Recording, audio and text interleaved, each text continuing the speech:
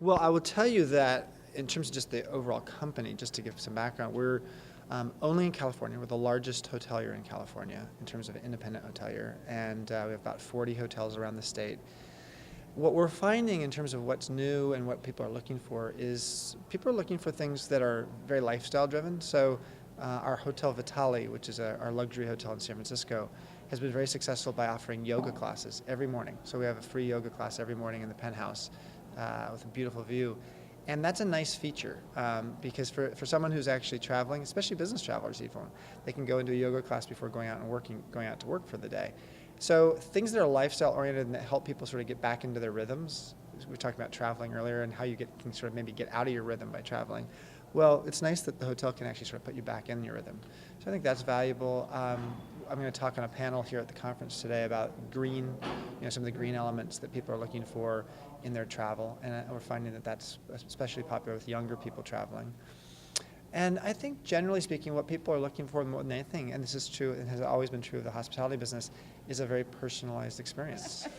But generally speaking, you create a habitat that makes people feel comfortable. And when someone actually feels that sense of, hey, this place reflects how I see myself, that's the ultimate boutique hotel experience. And that's, I think, why boutique hotels will always have a place in the market. And they also say, wow, I liked those two hotels from Joie de Vivre, and I'm now traveling to Sacramento or Huntington Beach or Silicon Valley. Let me try out one of theirs there. And it may be a different experience, maybe unique. It maybe not exactly like the last Joie de Vivre hotel I stayed in, but I know it'll be an original and it'll be very much a reflection of the community it's in.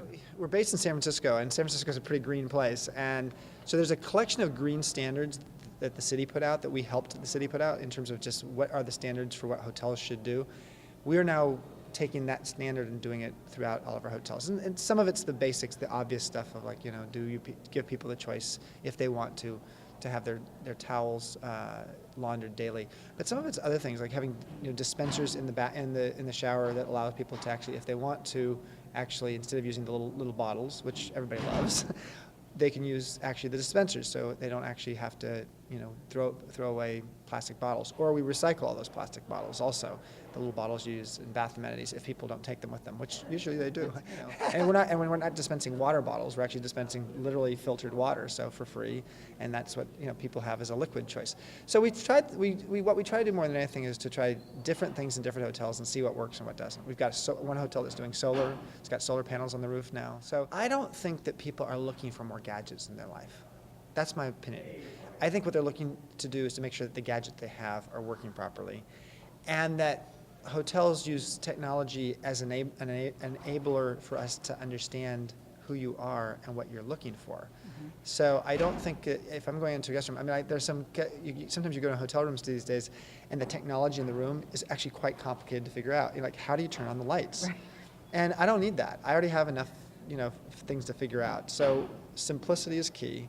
And I think beyond just the simplicity, the idea that hotels can track my preferences and know what I'm looking for in terms of what kind of room I want to be in, if I have a special kind of pillow I want. If you look at retail as an industry, you see that the Sears and JCPenney's and Montgomery Wards of the world, who are sort of the big boxes, I don't want to call them the Marriotts and the Hiltons, but they were sort of the old school, consistent, predictable, middle of the road product.